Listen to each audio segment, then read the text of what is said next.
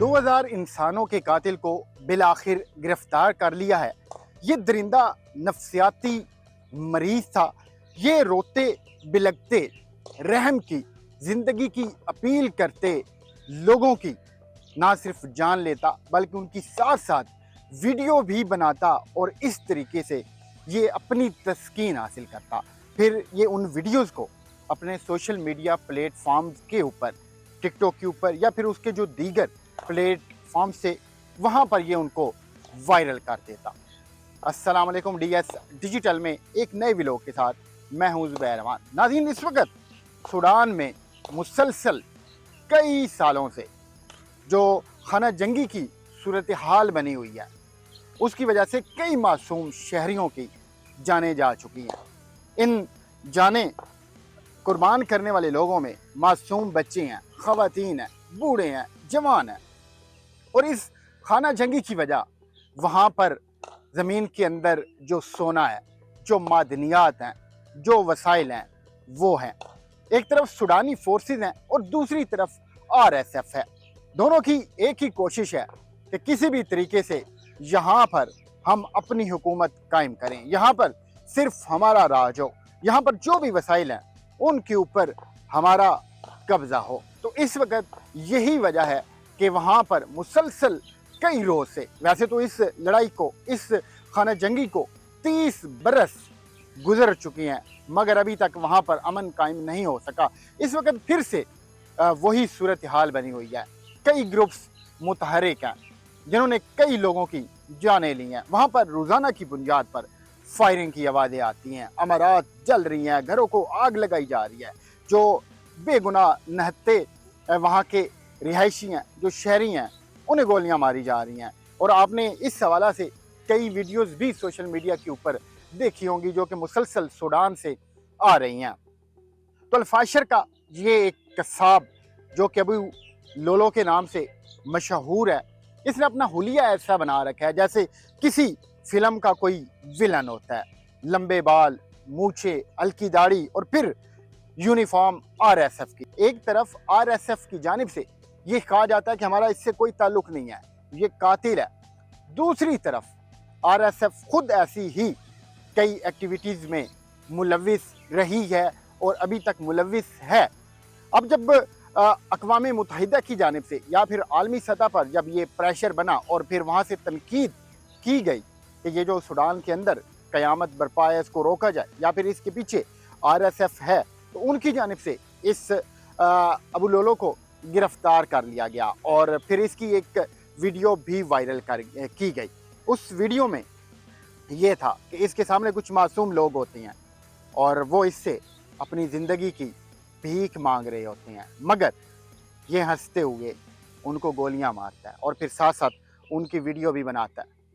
اب RSF کی جانب سے یہ کہا گیا کہ اس کے ساتھ ہمارا کسی قسم کا کوئی تعلق نہیں ہے، یہی وجہ ہے کہ ہم نے اس کو گرفتار کر لیا ہے۔ مگر دوسری جانب جو سوڈان کے رہنے والے لوگ ہیں ان کی جانب سے یہ کہا گیا کہ اس شخص کا تعلق RF سے ہی ہے اور یہ ان کے کہنے پر اس نے اس طرح کی ملک کے اندر قتل و غارت کی ہے یا پھر ملک کا جو اس نے امن ہے وہ تباہ کیا ہے۔ دوسری طرف اب جو سوڈانی فورسز ہیں ان کی جانب سے کچھ علاقوں کو جن میں ایک الفاشر بھی شامل ہے، اس کا قبضہ چھڑوانے کے لیے یا پھر جو دیگر مقامات ہیں جہاں پر یہ RSF کا قبضہ تھا وہ چھڑوانے کے لیے مسلسل لڑائی کی جا رہی ہے، جنگ کی جا رہی ہے، مگر اس وقت تک صورتحال انتہائی گھمبیر ہے۔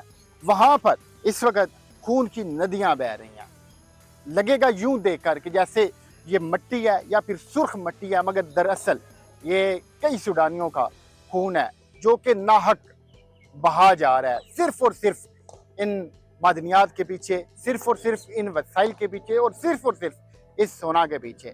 اور اس سونے کو حاصل کرنے والوں میں جو سوڈانی فورسز ہیں اس کے کئی جرنیل شامل ہیں۔ وہاں پر یہ جو RSF ہے اس کے جو کئی کرتا دھرتا ہیں وہ شامل ہیں۔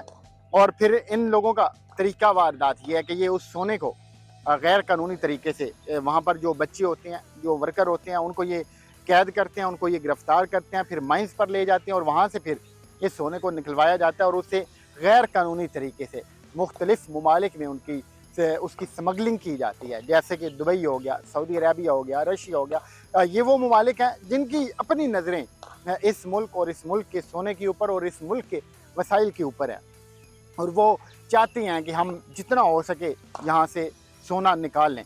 اب ان لوگوں کی طرف سے سونا اس کی سمگلنگ کی جاتی ہے دبئی میں، اور پھر وہاں پر اس کو اس مقام پر پہنچایا جاتا ہے جہاں پر اس کو ڈھال کر ایک نئی شکل دی جاتی ہے، ٹھیک ہے۔ وہاں پر یعنی کہ جو ان کے کارخانے یا کوئی فیکٹریز لگی ہوئی ہیں جہاں پر سونے کا کام ہوتا ہے، وہاں پر اس کو ڈھالا جاتا ہے، پھر ایک نئی شکل دی جاتی ہے۔ یوں اس غیر قانونی سونے کو قانونی بنا کر پھر وہاں پر جو سونا کی مارکیٹ ہے وہاں پر اس کو بیچا جاتا ہے، اور اسی غیر قانونی سونے کو بیچ کر اس وقت آپ دیکھیں کہ دبئی، سعودیہ یا پھر رشیا یا پھر اور جو ممالک ہیں وہ کہاں سے کہاں پہنچ گئے ہیں۔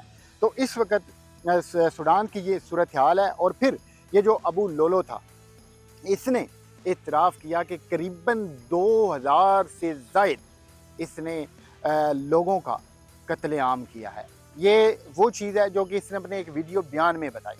اس کے علاوہ جتنے لوگوں کا اس نے قتل عام کیا ان کی شاید گنتی نہیں ہے۔